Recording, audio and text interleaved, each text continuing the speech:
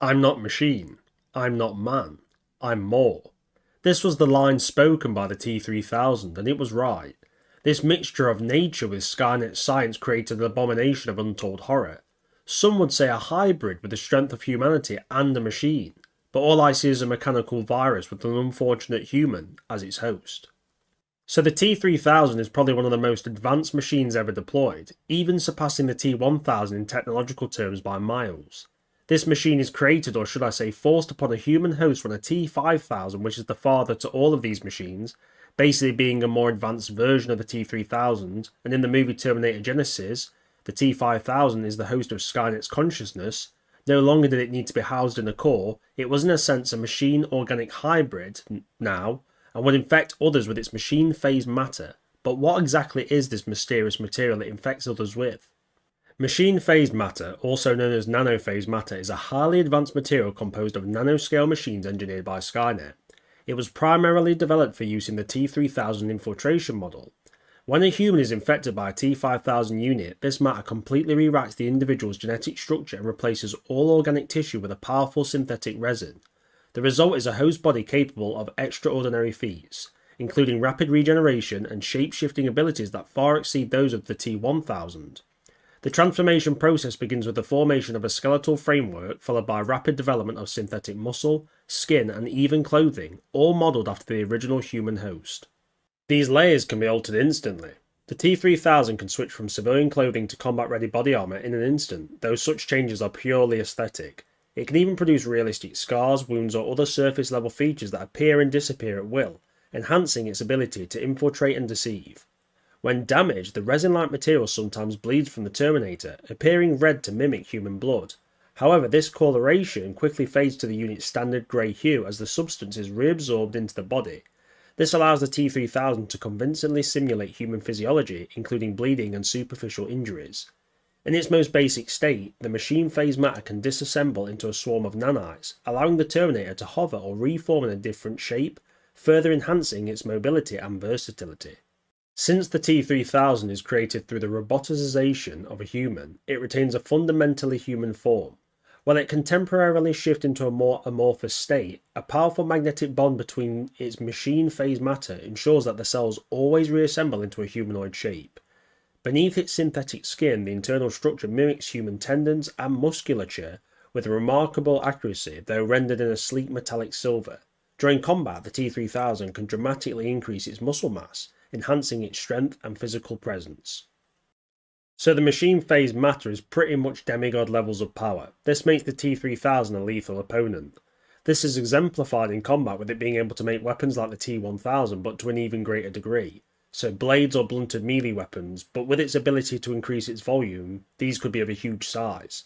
This can also be combined with its swarm abilities that turn the T-3000 into a sort of mist that can move and reassemble into its original form at will.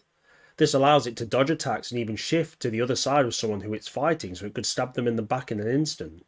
And if these abilities are combined with range weaponry, well, the T-3000 could move from cover to cover, killing its enemies and staying out of the line of fire. If used correctly, it's almost invulnerable to most styles of attack, and specialist weaponry is required to do any damage to it.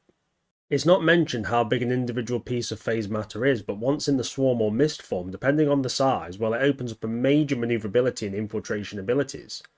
Being able to fly over walls or even slip through tiny cracks, maybe even if it's small enough, it could go through something as small as a fibre optic cable. As the T-3000 is made up essentially of nanobots, well, we don't really know what it can slip through, but essentially anything. Anything depending on obviously the size of the phased matter, but it's never said in the movie, but I imagine we could basically get through something like the eye of a needle. So, as an infiltration unit, you're basically screwed trying to defend against it. Your only chance is basically to, once it's appeared or formed, engage it with, heavy weapons, but it's going to get the jump on you. So it's a terrifying machine just in those terms, really. And the strength of the T-3000 is immense, being far superior to a T-800, being able to overpower one easily and lift it in a single hand, then launch it across the room without any effort at all.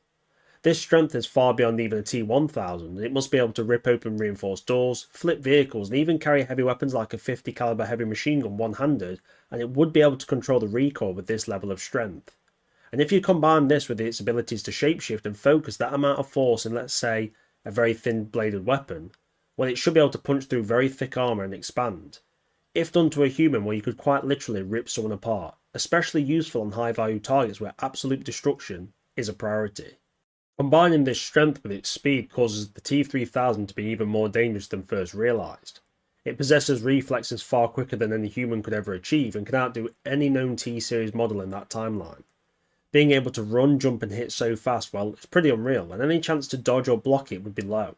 And even if you did somehow block its attack, well, unless you're a T-800 or stronger, whatever you block the attack with, be it your arm or a steel shield, well, it's not going to be in one piece anymore.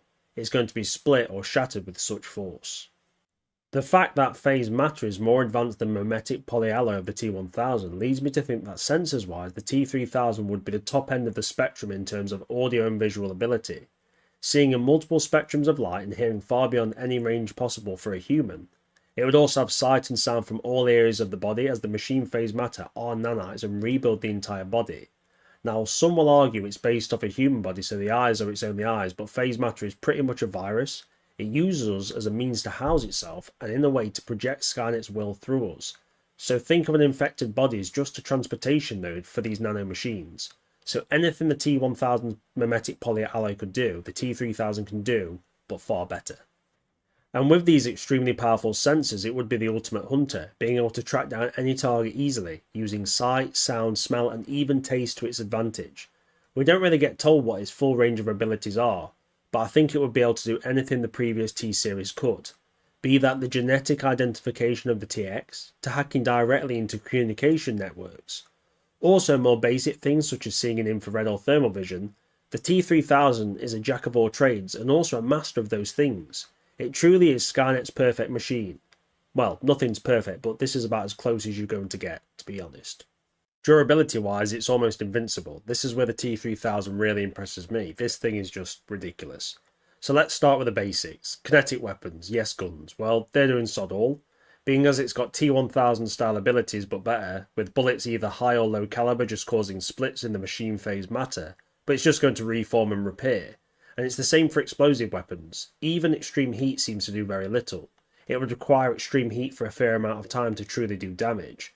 I will say something like a 300mm naval cannon round would probably destroy the T-3000, but that's a direct hit, and having that kind of firepower handy is rare, but it is technically possible. So yeah, guns wise, you're going to need something more substantial than what is available in the modern day right now to kill the T-3000.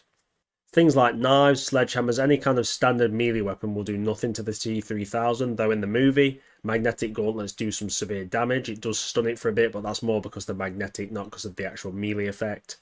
Hits from vehicles will at best knock the T-3000 flying, but it's going to quickly get back to its feet and repair any damage it's taken.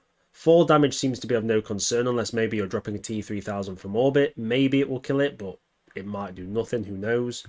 Energy weapons can cause damage to the T-3000, like a laser projector in the movie. It's used to destroy some of its phase matter, but it would take concentrated hits to completely eliminate the T-3000. This also implies the plasma weapons can destroy the T-3000, but they need to either hit it a lot, or they need to be very heavy, like a plasma cannon from something like a HK aerial or a HK tank. And strong electrical shocks will stun the T-3000 for a short time. This is an effective weapon to slow it down and keep it in position for more powerful weapons to be brought to bear against it.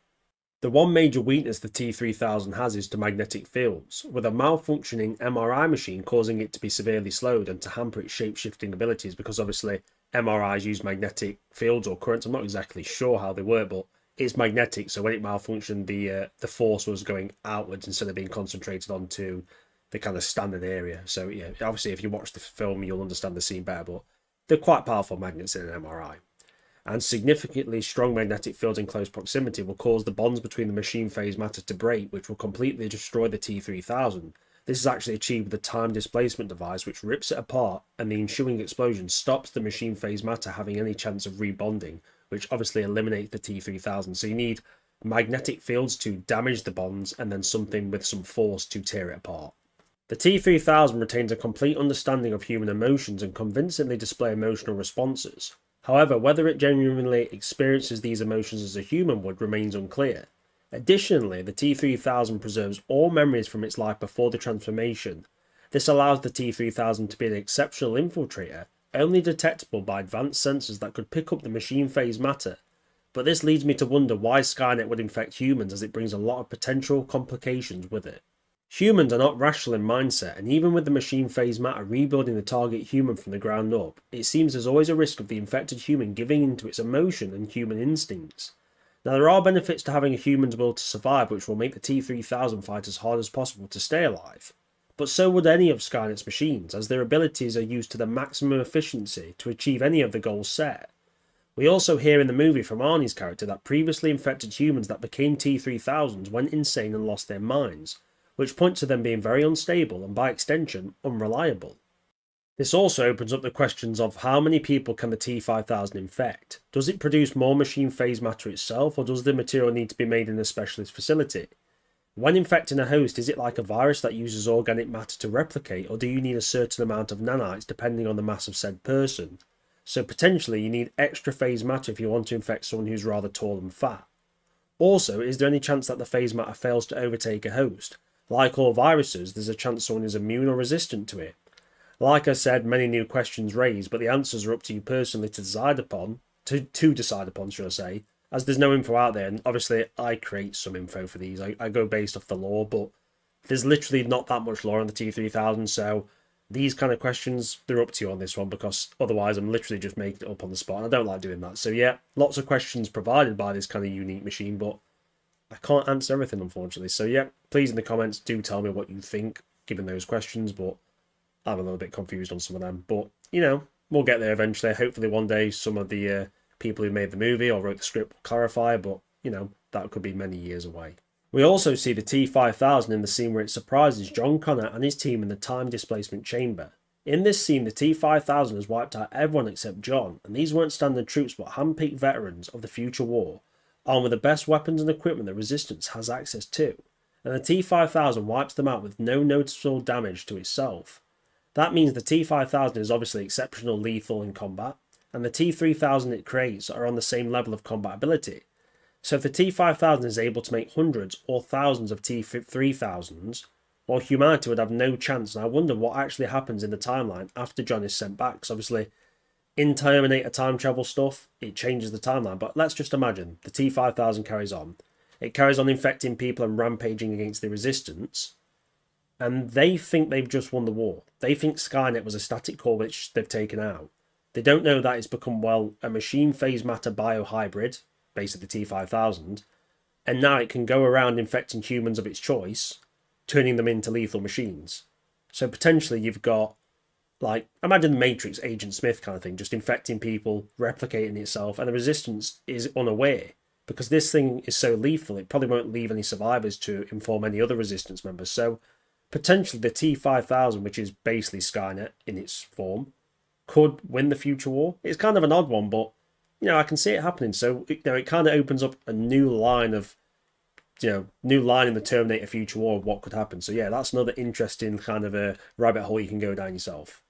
So before you ask, yeah, I'm also a bit confused about the T-3000. It does raise some insane questions and theoretical ideas, and even though Terminator Genesis or whatever it's called was not a good film, and it wasn't, it did have some good moments, but not many. But it did introduce some interesting things with the T-3000 and 5000, and they do deserve their place in the Terminator lore, even though I'm not the biggest fans of this film or these Terminator models, and obviously the T-1000 is way cooler than they will ever be. These are facts. But we are going to keep going down the films. We're going to go through every T-Series model, as I said. We're even going to go over some of Legion stuff, because there are some cool things in there. But like I say, I'm not a big fan of the last two movies. After Salvation, it went pretty far downhill for me.